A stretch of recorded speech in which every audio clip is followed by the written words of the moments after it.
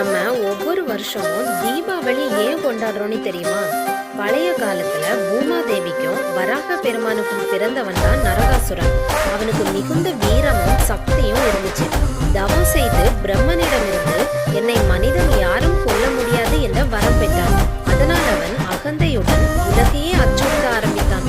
அவன் தேவர்களிடமிருந்து ஆயிரக்கணக்கான பெண்களை பறித்து கொண்டு சிறையில் அடைத்தான். மேலும் ராவணன், கும்பகர்ணன் போன்ற அசுரர்களையும் விட மோசமாக நடந்து கொண்டான். இதை சகித்துக் கொள்ள முடியாமல் தேவர்கள் எல்லோரும் பகவான் கிருஷ்ணனை நாடினார்கள். அப்போது கிருஷ்ணன் தனது துணைவி சத்யபாமாவுடன் சேர்ந்து நரகாசுரனுக்கு எதிராக போராடினார். சத்யபாமாவின் கிருஷ்ணனின் சக்கராயுதம் செய்து நரகாசுரன் தோற்கடிக்கப்பட்டான். இறுதி நேரத்தில் நரகாசுரன் கிருஷ்ணனிடம் ஒரு வேண்டுகோள்